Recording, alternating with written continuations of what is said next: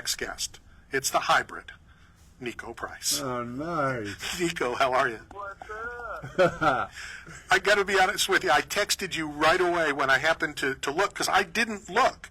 I just booked the flight. I'm going to come cover Newark. It's close. It's convenient. Like I said, the cheesesteaks. And then I saw you're on the card. I cannot wait to see you back in action in a couple weeks.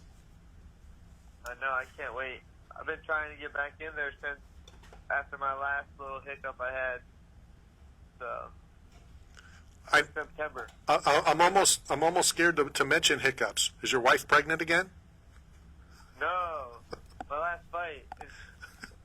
No, I know that. I was just trying to be funny asking about the pregnancy. That's all. Oh, it wasn't funny to me. No, I'm just kidding. I have the address. No, I'm hoping that I stay with 6 kids and number 7 stays away. How have you been? How has the family been? How has life been over the past couple months? Good, just chilling. I've been trying to press the UFC a lot since September to get back in there, and we had a few people that were down. Then out of nowhere, they were like, "Oh, this guy can't make that date. This guy can't do that." And then now I was supposed to fight Jeremiah, but he got injured.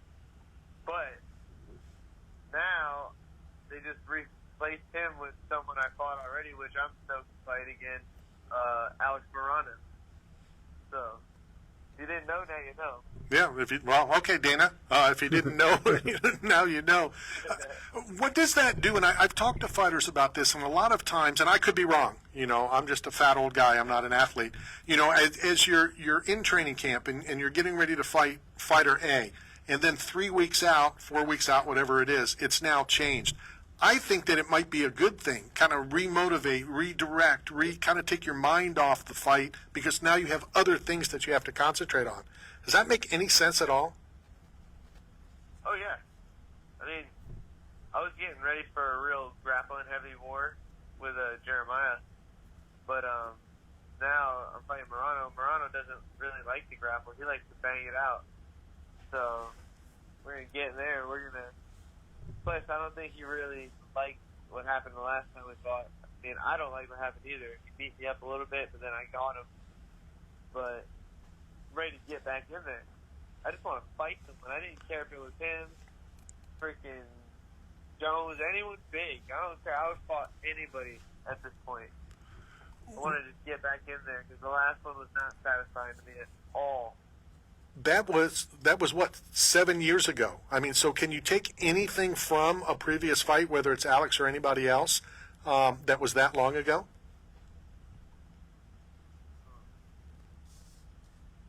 No, we've both changed. We've changed so much. Right. Like, he has better striking, I have better striking, his ground game's better, my ground game's better, so we're just both weathered, Mm-hmm. Not weathered, we're veterans now. So we're just going to get in there, and I know we're going to put a great show on, so nobody blink when we get in there. So, see, Niko's Matt, it's, that's what I love. That's what I love. Dude, that's what I love about you, man. Like, Niko actually knew who you were. Well, here's the thing, Niko. Listen, I'm gonna tell this personal story. So I'm gonna tell a personal story. So I've been cleaning out my clutter. Like, I have so many T-shirts. It's always about Matt. No. Listen, I never save them. I always save them, and I collect. So I've been cleaning out everything, and I came across the Niko Price shirt, the white one that looks like old school nostalgic lettering, and it's the Niko Price. And I'll tell you what, I saved it.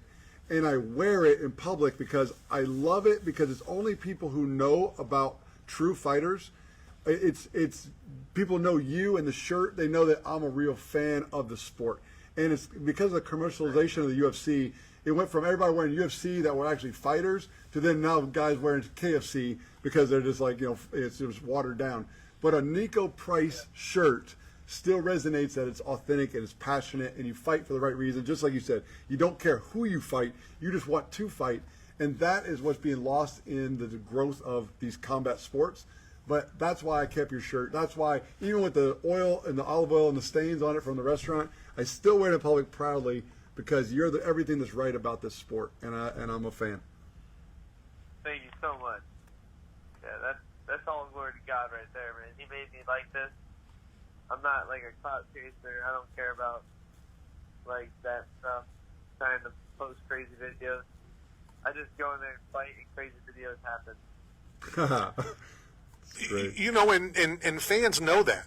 You know, fans know, you know, from your interviews, you know, whether it's fight week, whether it's after a fight, you know, just your demeanor and how you handle your life and how you talk about your life. Fans see that, and that's why fans, you know, come to you, you know, and want to support you and want to follow you, including some media people. Yep. Okay. Yeah, they're always waiting over there with a camera on me, like, just in case I do some weird say something, like, off the wall.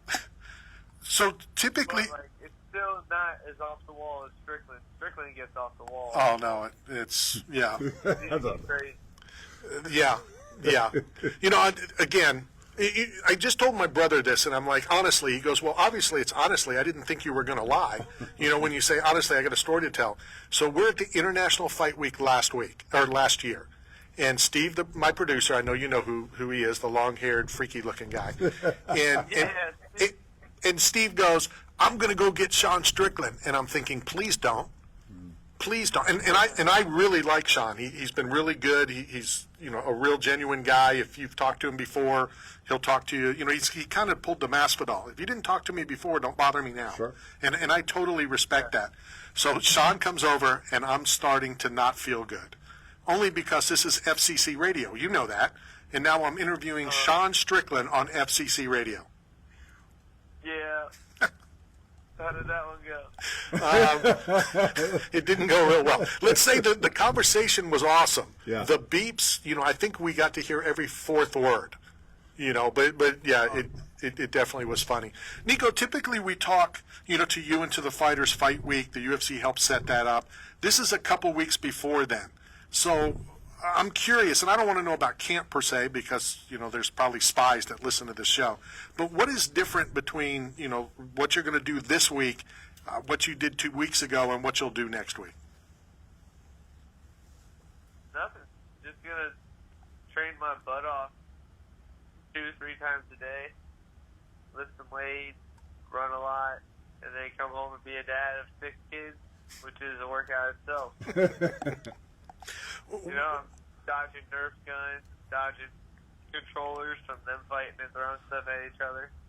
Then I take them fishing, dodging hooks. So, great day.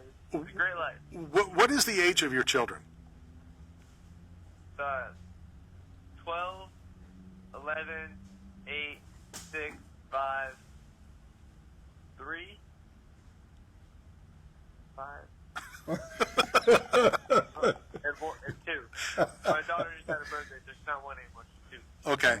Well, this may either be a good thing or I may lose one of my sponsors right now, just so you know. So we met these guys at a convention, ironically, in Las Vegas. They're called Fantasy Pets. So they make pets from the digital printer. Have you ever seen those things? 3D printing. 3D printing? I'm telling it is really cool. So I worked a deal with them, and you know they're a partner of our show. So when I have athletes come on and they have a child, I send them, or they send, a fantasy pet. So I hope they're going to be okay when I say I need you to send 6 of them. Well, they have enough ink.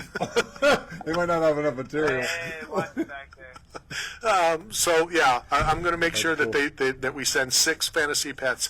I'll ask them to make them different because we don't want them to, you know, fight over. And you choose, you know, who gets which one. But you need to check them out, fantasypets.com, and it really is pretty cool. So I wanted to come up. I wanted to come up with a sponsor, you know, because I always give the athletes and the spouses stuff. But you know, now I have something to give their children as well. So Niko. Yeah, no, my kids would be so greatly appreciated over that. So Niko, like, you know, speaking of your children, like, are they fight fans? Or do they train? Do they have visions of like following your footsteps? Like, you know, is it something you encourage them to do?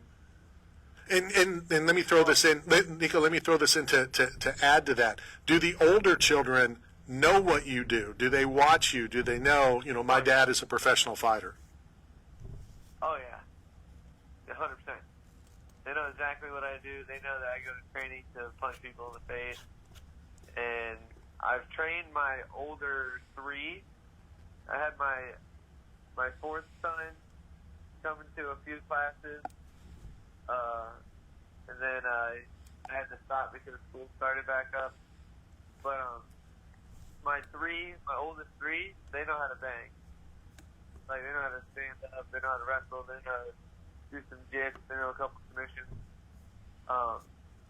Then my 4th son, Micah, he is like a murderer. You know, like, he just wants, he's like, Dad, I want to fight like you. And I'm like, all right, dude. But it's a very hard path, the one I took, buddy. He's like, I don't care. I'm down. So I'm like, all right. Wow. Cool. How many times have you said to one of your children, go whatever, clean your room, make your bed? You know I'm a professional fighter, right? No, I just tell them to bop them in the head. Okay, well, same thing. Same thing for sure. They side-eye me as they go do it, though. They're like, oh, yeah, wait until I'm your height. All good stuff. Well, I just wanted to get you on for a couple of minutes, touch base. Like I said, I really got excited. I called Steve right away because we already had the plane booked, the car booked. We're going to, like I said, we're going to eat probably 42 cheesesteaks on the way to Newark. Then we'll head back, eat, because there's a couple, that are open late, get on the plane and fly home. But when I saw you were on the card, A, I was excited, and B, I wanted to call and ask you to come on and just catch up real quick. You got to try Mike's Philly cheesesteaks out there. You know, everybody. Pat. See, I don't like Pat's. I don't like Geno's. You know, I like Pat's because Pat's shredded their steak. You know, with the cheese and the onions all together, like mixed it. Geno's was like layered. So, like all shredded. There's a couple that I like a whole lot better. You know, that's such a tourist trap, but we're going to hit them all. And maybe you can hit them after your victory.